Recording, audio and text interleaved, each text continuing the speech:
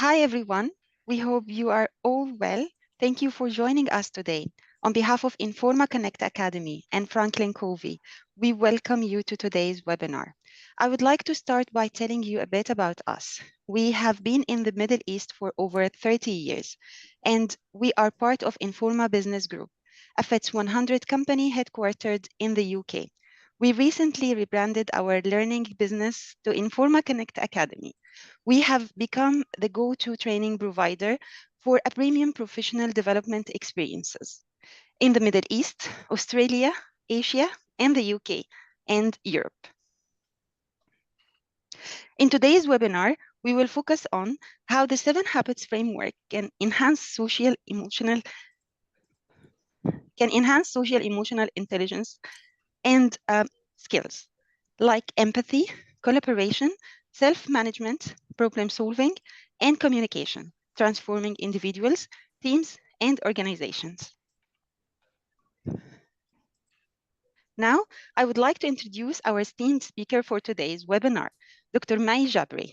Dr. Mai Jabri is a senior consulting partner and head of content design and development with over 35 years of experiences in teaching, facilitation, coaching, and leading teams.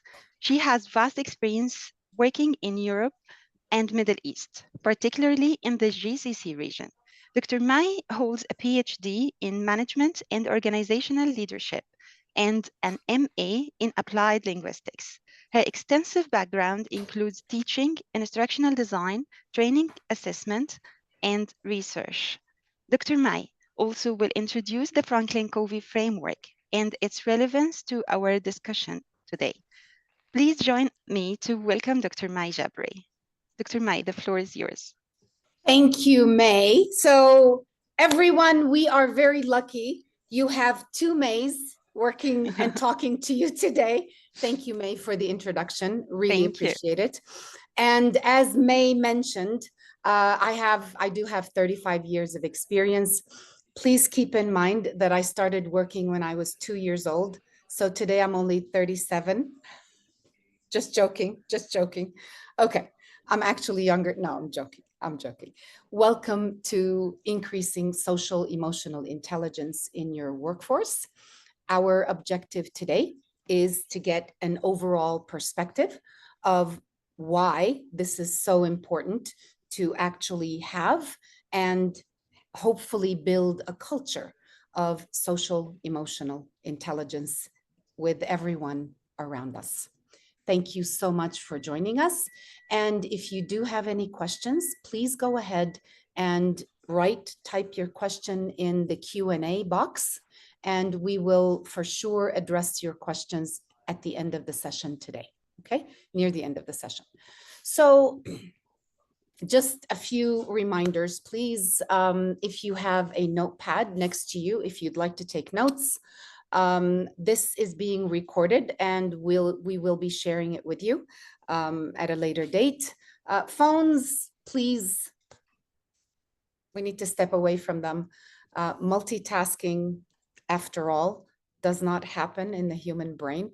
According to research, we cannot multitask. If you do have any technical issues, please go ahead and reach out to us. I found the best way is to log out, log back in. It works really well. Again, questions and answers, please, in the box, the Q&A box. Thank you very much. And just a little bit about Franklin Covey. We are the most trusted leadership company in the world. And we have over 30 years of experience in consulting and, of course, training. And we do help organizations achieve results that require collective behavior change, which is so important in today's world, right? Not one or two people changing and improving, but collective behavior change. We are present in 160 countries around the world. As I said, over 30 years of experience, over 35 years of experience, in fact, more than 15,000 client engagements per year. And the next one actually surprises a lot of people. We have already spent over $200 million on research, And a lot of people ask me, so why do you guys do research? You're a consulting training company. Actually, we want to be talking about the current challenges, the current issues that are being faced, and therefore all of the information in our workshops are relevant in today's world, not 1995. That's why we do our research. And we offer solutions, programs in over 24 languages. So, brief introduction about Franklin Covey. And now it's your turn. In the chat box, tell me, how would you define social emotional intelligence? What does that mean to you? It doesn't have to be anything fancy. Just in your own words, what does this mean to you? Social emotional intelligence. If you want to share an example, that's fine too. So what does social emotional intelligence mean? In the chat box, please. There we go.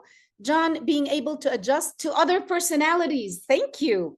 Karine, we have the cognitive and emotional ability to interact and interrelate with yourself and others. Love that too. Thank you so much. Angela, social emotional intelligence, awareness on how to behave.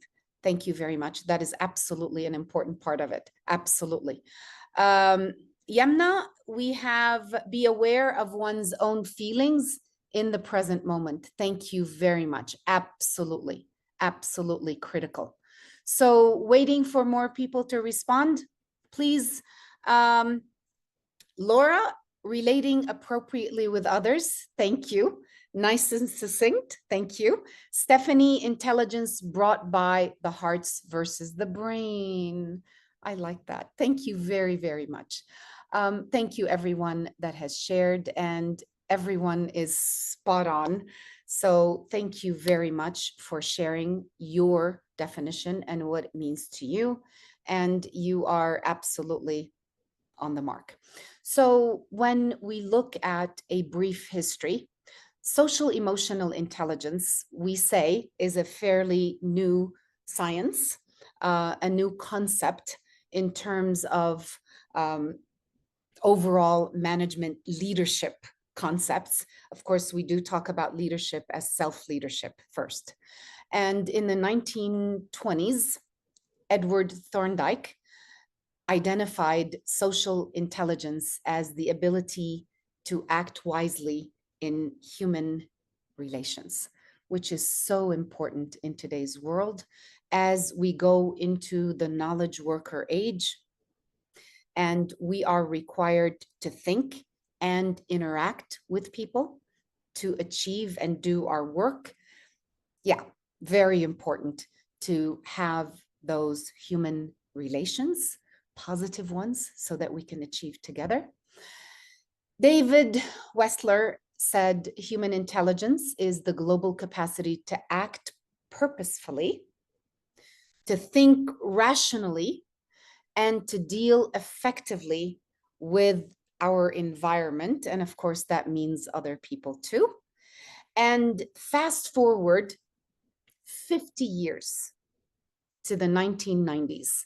And here we have Salovey and Mayer, who were the ones that talked about the ability to monitor, as we heard before, one's own and others' feelings and emotions. First, recognize them, obviously, and then manage them and control them as much as possible, and to discriminate among them and to use this information to guide one's thinking and actions, which is so important. So in the past, the idea of emotions as not belonging in the workplace is, of course, outdated. Human beings are emotional beings. We cannot leave our emotions at home when we show up for work. So the idea is to recognize my emotions, recognize my triggers, which might upset me, and so on, and then learn how to manage and deal with this in an appropriate manner. 1995, the father of emotional intelligence, Daniel Goleman. A lot of people recognize his name as being linked with emotional intelligence, self-awareness, self-management, as we heard May say before, social awareness, and relationship management, which again, no one, I don't think, in today's world can survive without them. Thank you very much. We have Abir. I'm sorry, I didn't see your response. It is about self-awareness, self-regulation, motivation, empathy. Thank you, Abir, and social skills. Thank you very much. Absolutely. And as we continue our discussion, we have Travis Bradbury in 2014, in his book, Emotional Intelligence 2.0, saying, of all the people we've studied at work, we found that 90% of top performers are also high on emotional intelligence. 90% of top performers. So it is critical that all of us learn these skills. And we go to our first poll, and allow me to launch the first poll. Okay, there we go. So give me 1 second. Okay, there we go. So what percent of your organization, and we are guessing here, so what percent of your organization do you believe is high on social emotional intelligence? One answer only, please. So responses are coming in. Thank you, everyone who is sharing.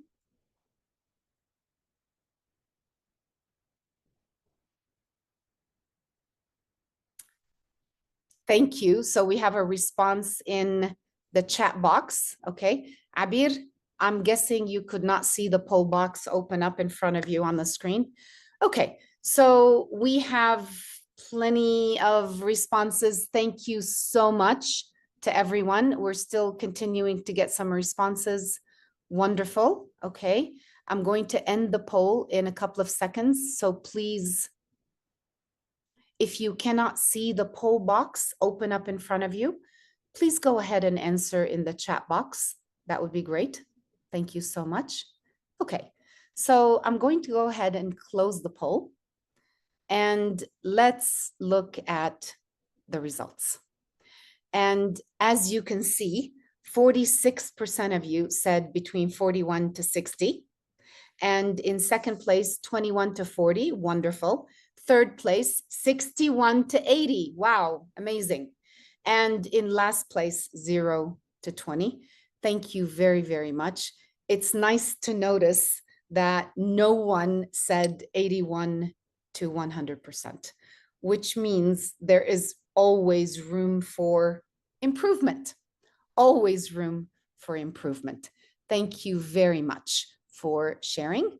So I will stop the poll, end the poll, close the box, and we continue with another chat box question. What would be the impact of improvement in these areas be on your organization?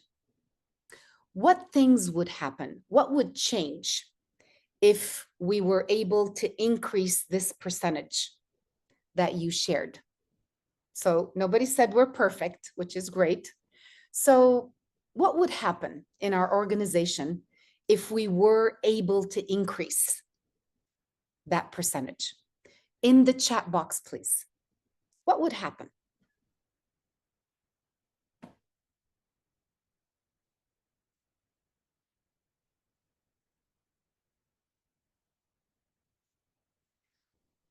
You can talk about behaviors, you can talk about results, you can talk about tangible things. Thank you. I can't see your first name, but better communication. Thank you. Romaine, increased engagement, collaboration, decreased blame culture. Oh, I love that one. Thank you. Getting improved relations. Thank you. Among employees, engagement, retention. Thank you. So important.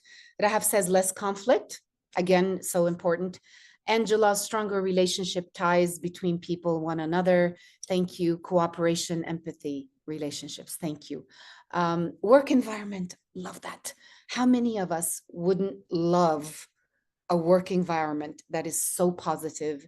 People are acting and cooperating with empathy.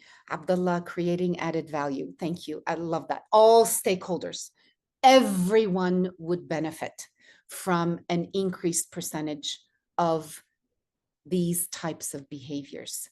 Thank you very, very much. And of course, when we elevate this, what's going to happen to reaching results? Yes, we're going to improve this, obviously. Thank you very much. So thinking about, can social emotional intelligence be improved? And the answer is absolutely yes. Absolutely yes. All of the things, the behaviors involved in emotional intelligence can be learned, all of them. And so we can all make that difference and move forward if this is something that we set as our development area. And one of the ways that we have found to actually elevate this and build a culture. So we said before, I cannot be the only one who works on this and develops this. It needs to be more of a culture for all of us. And we can see Jim Collins. I don't know if you've heard of him before, the author of Good to Great. Covey created a standard. So he wrote the foreword for the 7 Habits of Highly Effective People, saying, created a standard operating system. So if any of you have ever learned DOS, disk operating system, with computers, I have. I hate to admit, it was such a complicated thing to give a command to the computer. It was the computer language, disk operating system, DOS. And you had to learn the backslashes, where they go. You had to learn the numbers. You had to learn like a formula to ask your computer to do something. And then Windows came along. And now we just go and click. This is what Jim described as the difference in creating a standard operating system, the 7 Habits of Highly Effective People, for personal effectiveness. And he made it easy to use. So yes, for sure, all of the concepts, I have delivered the 7 Habits of Highly Effective People workshop hundreds of times. Please keep in mind, I'm still 37. I'm joking, of course, but I see life-changing areas that people go through even within the session itself. And hopefully the impact continues to happen. Stephen Covey said it's a lifelong journey, but it starts with understanding and learning these principles and habits, the 7 Habits of Highly Effective People. And we are going to watch a video about Mississippi Power and how they used the 7 habits, not only to build a culture of 7 habits within their organization, but also to rely on these principles when a disaster struck, Hurricane Katrina in 2006. Let's watch the video together. I am going to close my camera for better streaming, and I will mute my microphone. Please note how they built a culture of 7 habits and how they were able to depend on those principles in times of a disaster.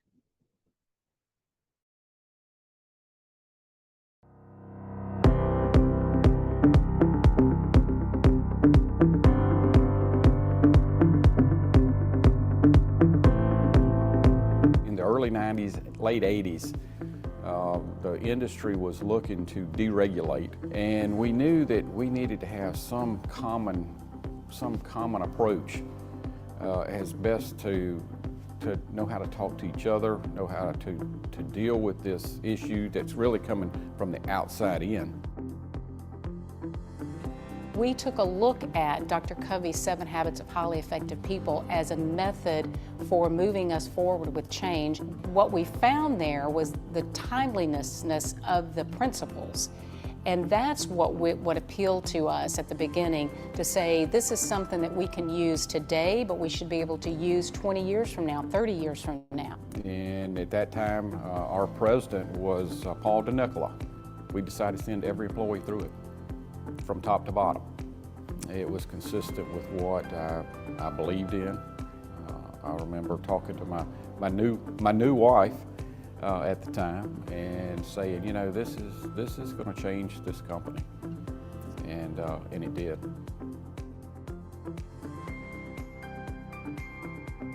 Everyone that we interact with, these are the principles that we use to guide our interactions. And so employees know that, and they embrace it, and they welcome it. In fact, they give us feedback about they want this culture to continue to grow, and they value it. It's like the heartbeat. I mean, it's the heartbeat of Mississippi Power, and it keeps us all moving forward, moving the same way, and it enables us to be safe and also very successful.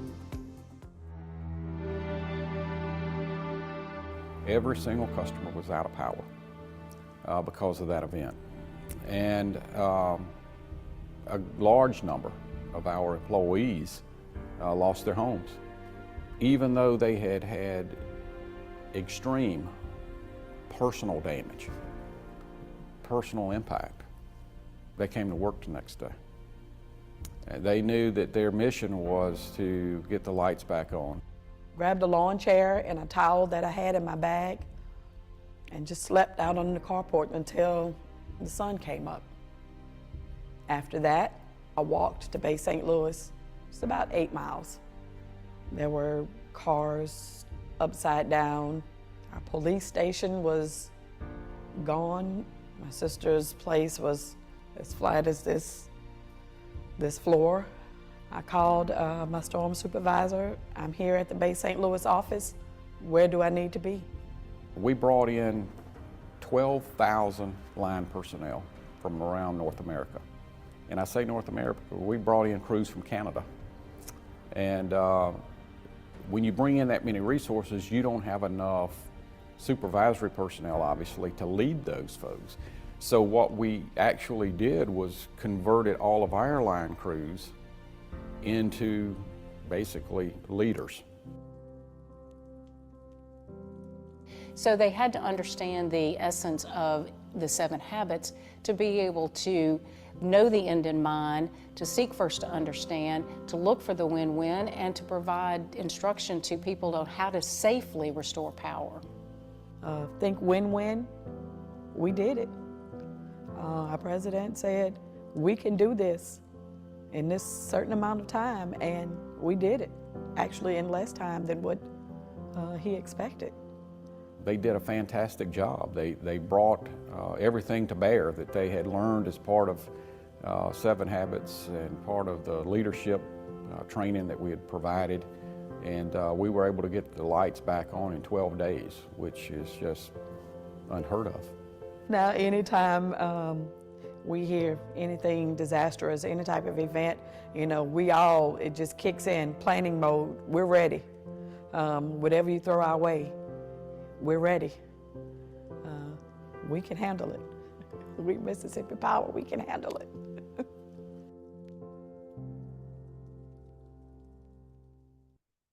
And so, yeah, once we have that foundation, hopefully we can move forward together as a group and as a company. And the framework that Stephen Covey built for the 7 habits is actually the maturity continuum. You see it in front of you now.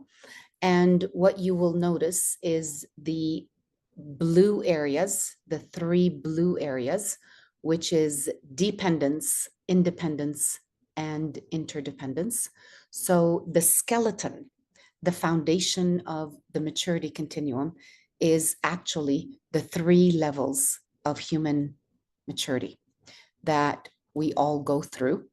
And we all start with dependence. And of course, dependence, if you think of the example of a child who is dependent early in life, of course, and that person who is dependent is actually thinking of you. You have to teach me. You have to give me. You have to support me. So this person who is at dependence is constantly thinking of other people being responsible for him or her. And so we hear things like, tell me what to do. Teach me what to do. It's not my fault. I didn't know. No one helped me. No one told me. Or that's just who I am. That's just what I am. This is me. And of course, we all proceed to the second level of human maturity, and that is independence. So after leaving dependence, we proceed to independence, which is I. So the first part of our lives, we go through dependence to independence, which is the idea of, I know how to do this. I don't need your help. Thank you. I have enough information. I have enough skills. I can work on this project by myself. Thank you so much. Don't need any help. So it's about me. I know how to do this. And we hear independent people say things like, I'll do my job. Thank you. I know how to do it. You do your job. I don't need your help. Thank you very much. And of course, we all know the benefit of working with other people as a team, because no one is perfect. And if I am the only one who works on a project, it will be limited by my weaknesses. Every human being has strengths and weaknesses. And if I stay independent, basically, everything that I do will be limited by my weaknesses. So there's actually a higher level of human maturity, which is interdependence. Interdependence, you have probably guessed, is about the thinking of we as a team. And interdependent people are the people who recognize that they have strengths and weaknesses. And so they actually value the strengths of another person, which may be a weakness for them. You value my strengths, I will value your strengths, and we will build on them to achieve an even greater result together. Let's create something that is better than what either of us has in mind or can do alone. And so interdependence is the place when we are working in a team environment, when we are working with other people, is the place we need to spend more time in. And of course, this is not saying that we're not dependent sometimes, or we need to think independently sometimes, but it's about focusing on being, when we're dealing with other people, at the interdependence level. And Stephen Covey, you can see, injected these 7 habits within the maturity continuum around the 3 levels of human maturity that we just talked about.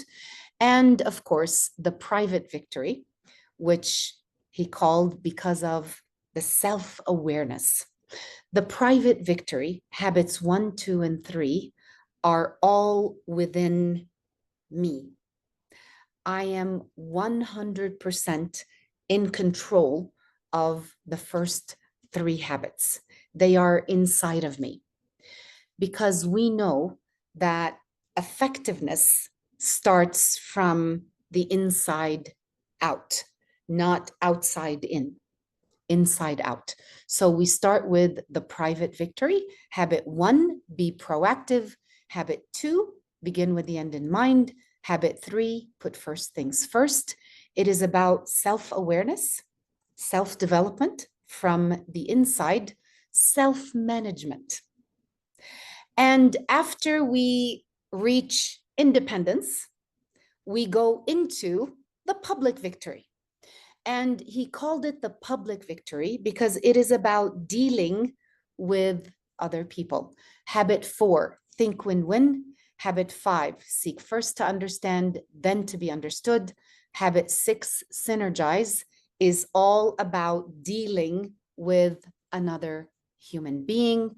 And it is definitely about social awareness, which is needed here, and relationship management, which we heard before when we were talking about social emotional intelligence. And so you can see the fit of increasing social emotional intelligence with the maturity continuum, the framework of the 7 habits. And we continue to another very foundational framework, which is, you can see how simple the concept is, the see, do, get. This is called the see, do, get model. And please notice the direction of the arrows, which is clockwise. And the see, do, get is a foundational concept about the importance of our paradigms. Our paradigms are our perspectives, our point of view, how we see things, how we see people, which is, of course, different than every other human being in the world.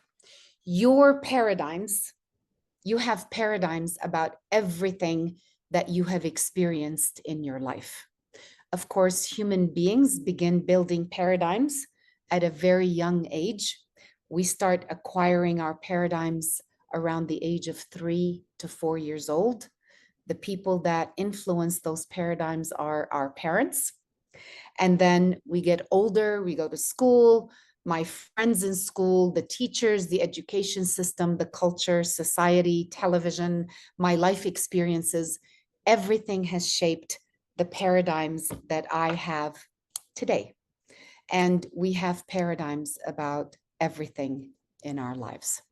So your paradigms, I'm sure you will agree, influence your practices or your behavior.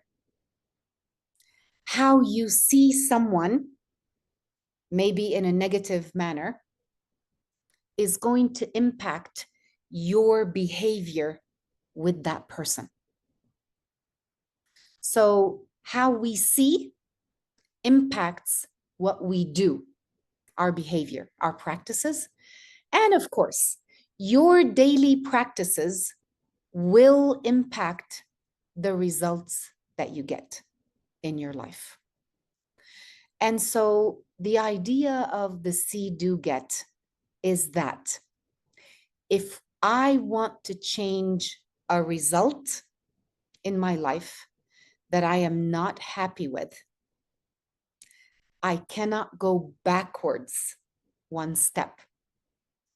I cannot go and try to change my practices or behavior. To have lasting change in results, I need to move forward to this. If I am able to change my paradigm about an issue, about a situation, about a person, this change will have an automatic impact on changing my practices, what I do.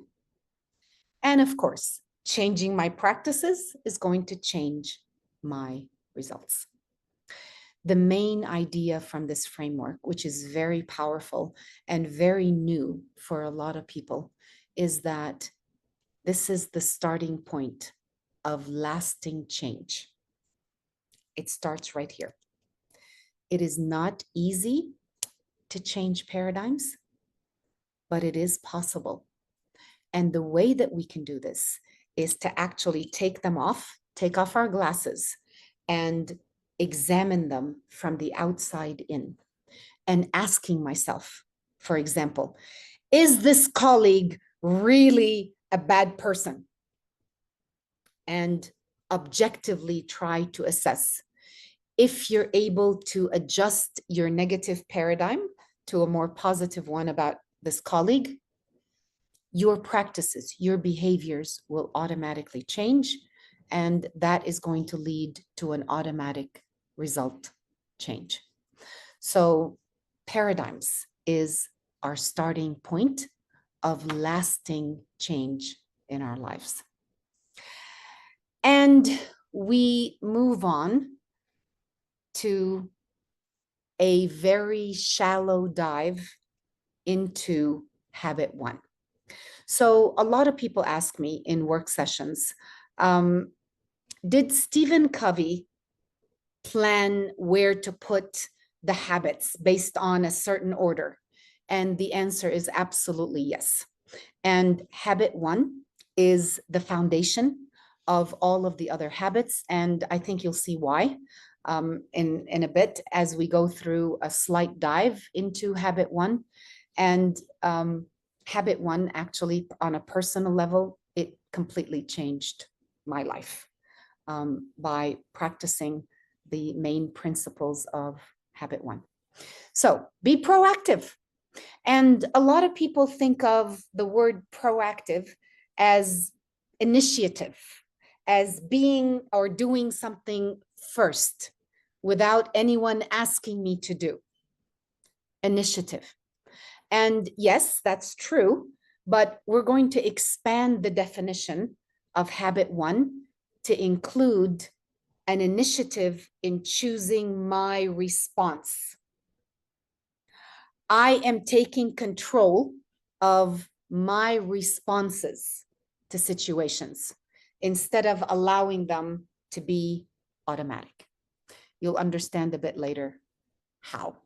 So the common paradigm, if you remember the see, do, get, we started with the common paradigm. A lot of people who may be dependent are thinking, well, this is just the way things are. Can't do much about it.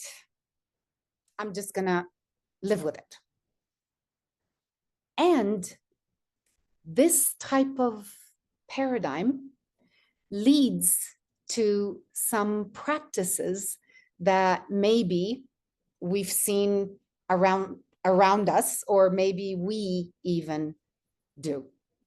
React based on moods, feelings, and circumstances. So today, if I am on a highway going to work and I am feeling optimistic that I'm going to finish my project today, I'm going to be so effective, I'm going to complete the report I've been working on for 3 weeks. You are looking forward to your day, very positive. And suddenly, someone in traffic cuts in front of me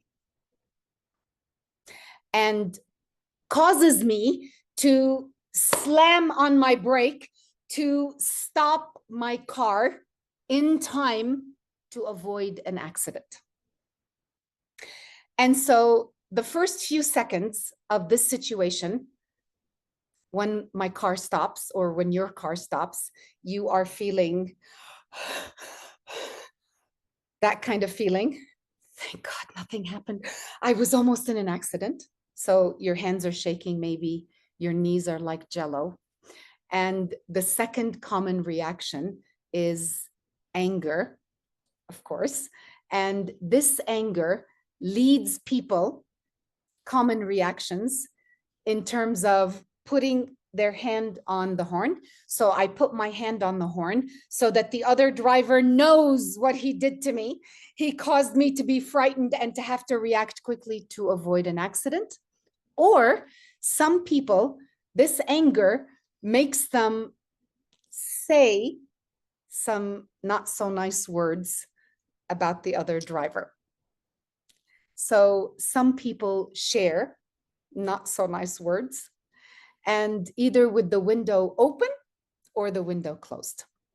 And of course, this type of reaction, which comes and flows out of that anger, we know, and I don't know if you agree with me, you can disagree if you want, but my reaction in calling someone names is not really going to change how they drive their car.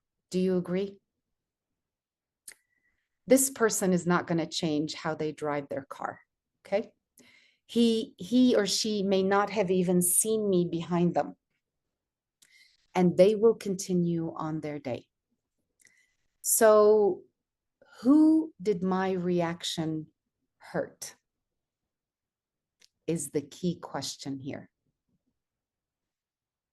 Who did my reaction hurt?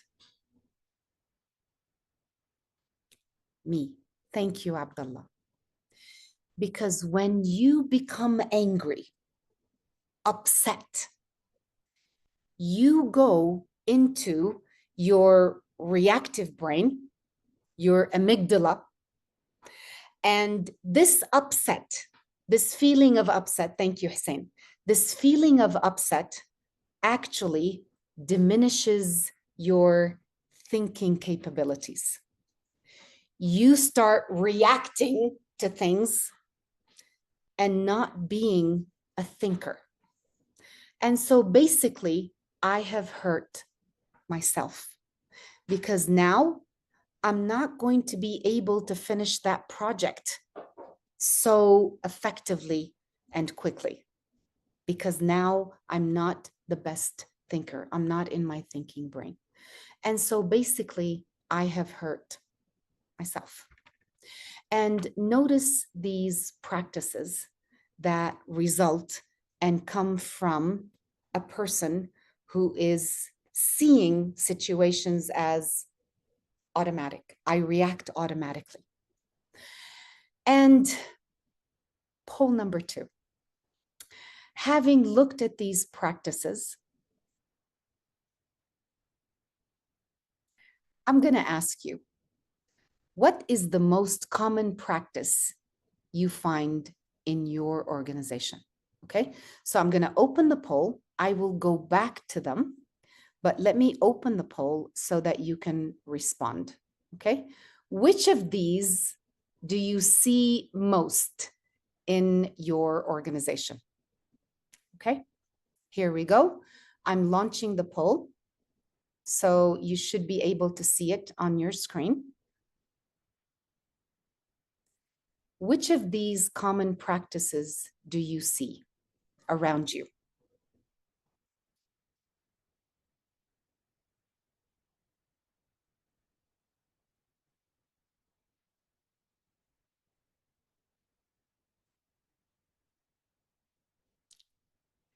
Thank you very much to everyone who has responded. Okay, we have about, let's see, okay, we have about 40 people, 45 people that responded. Thank you so much. I will close the poll in a few seconds. So please respond if you haven't. Thank you very much. If you cannot see the screen, you can actually write in the chat box, which of these practices do you see around you? And we end the poll, and let me share the results with you. As you can see, the first one has been highlighted as the one that people see around them the most. People react to situations. Blame, accuse, and use victim language. Thank you. Waste time on things we cannot control and then pass negative patterns along. Yeah, none of them are good ones. None of us are going to help us increase our social emotional intelligence. obviously. Thank you very much. I will stop sharing and we continue to notice the highly effective paradigm. I am free to choose my reaction, my life, my mood, and I am ultimately responsible for my happiness. A much better paradigm to have, which will lead to these wonderful practices that all of us can either do or can gain and develop in. And looking at the pause and respond based on principles and desired results. If you think of my previous traffic situation, instead of reacting and allowing my reaction to be automatic out of anger, I stop and I think, if I react, then what is going to happen? What's going to be the result? I am going to be upset. I am not going to be effective. And that's basically what I'm going to get as a result. And so instead of allowing an automatic anger reaction, mind over matter. Thank you. I'm in control.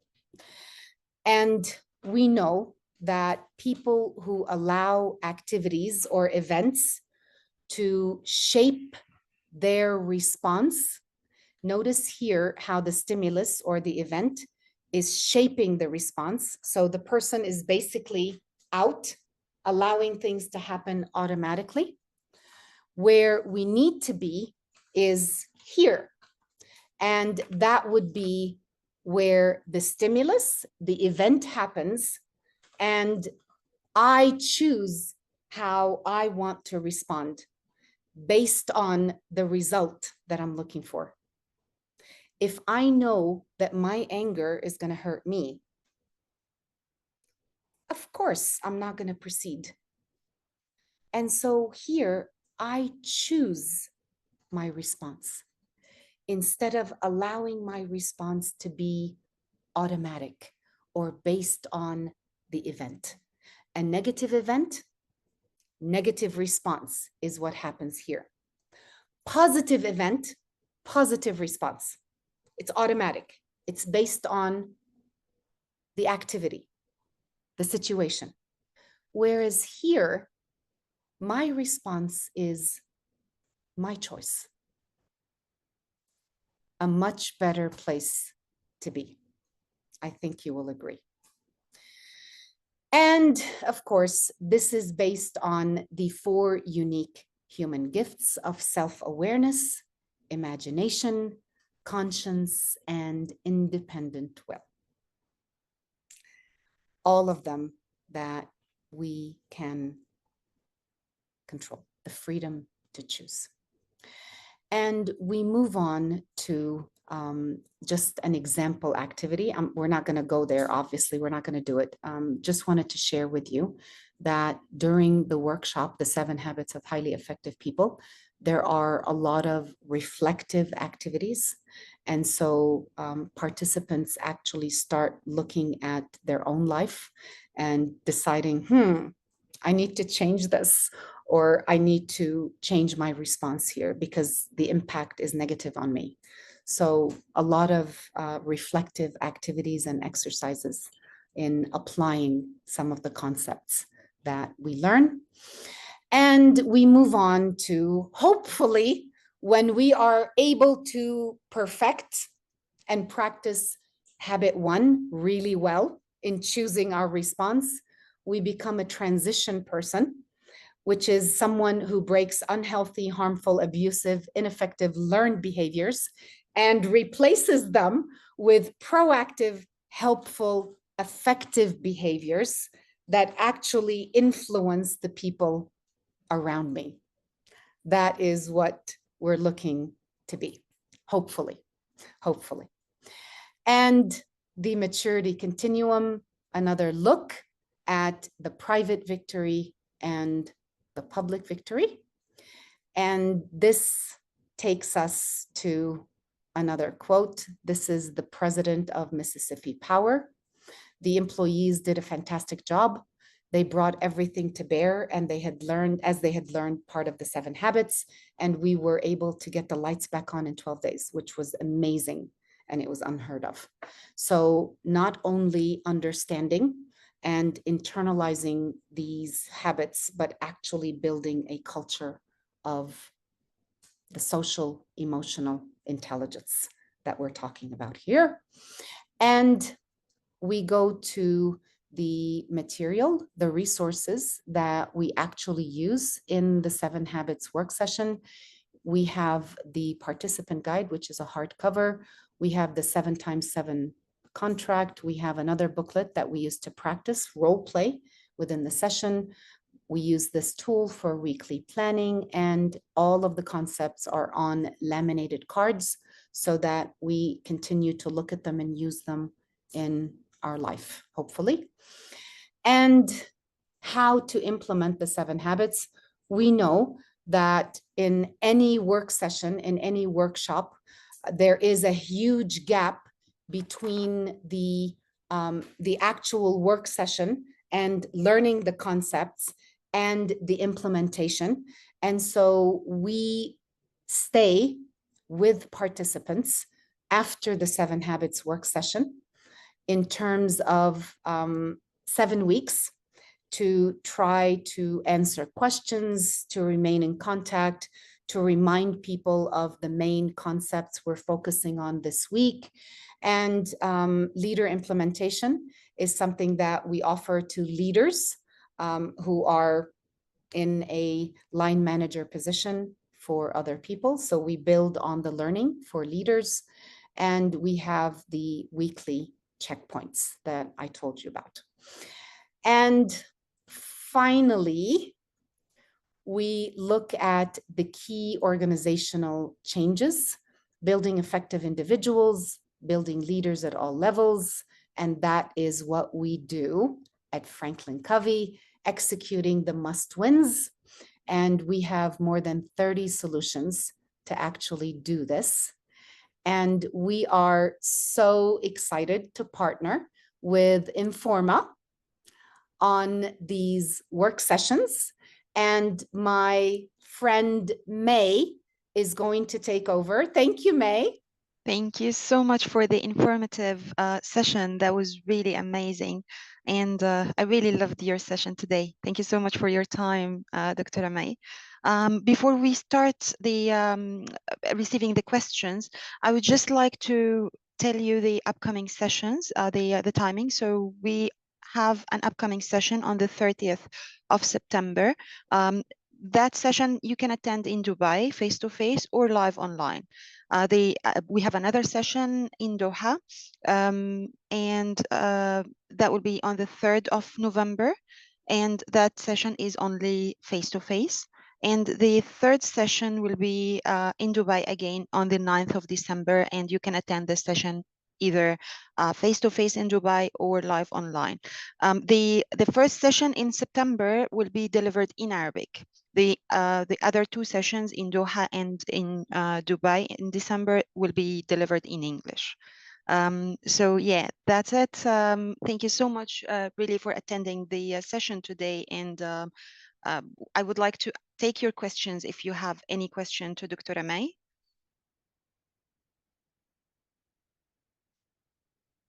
So we have a question. What is the most important habit out of the 7 habits? Nice question, May. Thank you. Okay, Abdullah, don't thank us yet. Ask a question. Abdullah, don't you want to know more? No. What is the most important habit, do you think, as we went through them? Did any one of them just kind of flash in front of your eyes?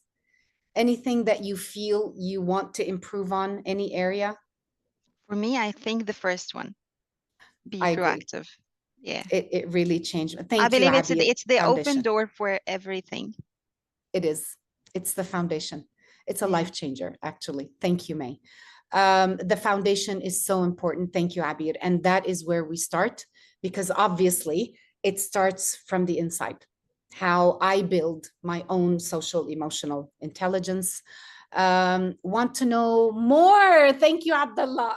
Okay, thank you. You can attend one of our sessions, and I hope it's me who's delivering. I'm joking.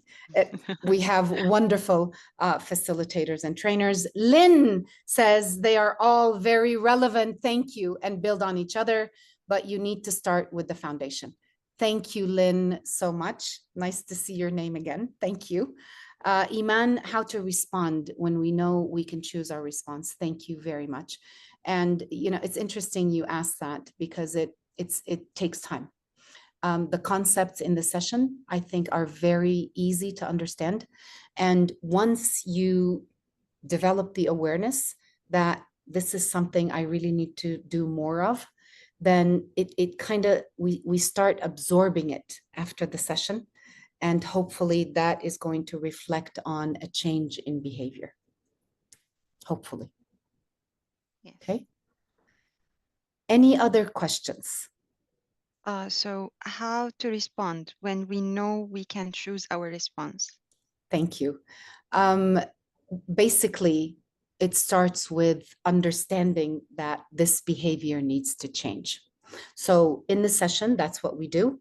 And then as people start recognizing, so after the session, maybe we are in a traffic situation and somebody does something and we share words, and then we say, I didn't practice habit one. I didn't choose my response. It starts that way. It starts with recognizing where we tend to lose our cool, where we tend to respond without thinking. And then very slowly, the time between when something happens and your response, your chosen response, starts getting shorter. And it starts becoming part of who you are, which is a great thing. It's a wonderful life to do this, really. Thank you for the question. Any other questions? So Claire was asking about if we are going to share the recorded session. Yes, we are going to share the recorded session with you after the by the end of this session, inshallah. Wonderful. Yeah. Any other questions? We have an Anyone would like to- anonymous person asking, what is the most important habit? I would say one. They're all important, but one I think is the foundational one. Yeah, true. Again, Dr. Mai, thank you so much for your time today and for the amazing session. Really very informative and very important information. For me personally, that making sure that the social intelligence skills can be improved and can be taught is really very important. So thank you so much. And thank you everyone. May. Yeah, thank you everyone for attending. Yeah, hold on, May, hold on. I wanna answer Robin's question very quickly. Yep. How do the 7 habits interplay with different cultures? That is such a great question. Thank you, Robin, for asking it. It's interesting that we talk about principles of human effectiveness, but the impact on different people in different cultures is obviously going to be different. But because the foundation of the 7 habits is principles of human effectiveness, so it impacts all of us. But it will manifest itself differently with different people and different cultures. Yeah. Yes. I hope I've answered your question. Thank you, everyone. One last question. Please, please. So it's a funny question. So how to convince your narcissistic boss to read the book and to attend the course? Maybe pay for the course. No, I'm joking. I'm joking. To be honest, if a person is not open, if a person doesn't recognize that continued growth and development is something we all need to have as a mindset, then these 7 habits, they could attend the workshop and they will just go right above their head. The person needs to have the mental awareness that they can improve on something, they can grow in another area. And yeah, it has to be from the inside. You cannot force someone, no matter how much we want to do something or to behave in a certain way. They have to want to accept this and adopt and improve. Yep. Yes, Yeah. I agree. Sorry. Yeah, we can't. Thank you, Karine. Thank you so much. Thank you, Hafiz. Thank you, Rahaf. Thank you. Everything comes with practice, but it starts from within. Exactly. Thank you. Yes, true. Thank you so much, Dr. May. Thank you, Thank everyone, you. for attending this session today. We look forward to help you in your registration process, and we would like to also, I would like personally to welcome you in our courses, in our upcoming courses, inshallah. Thank you so much. Have a lovely day. Have a wonderful day. Bye, Bye. everyone. Thank you. Bye. What if you and your team can be even more? Even more informed, competitive, accomplished, even more successful, with programs designed to inspire and empower everyone to become even more. Introducing Informa Connect Academy. With hundreds of global, digital, and in-person training courses led by world-renowned industry experts, reimagining learning experiences for even more unlocked potential. Informa Connect Academy, available at informaconnect.com/academy.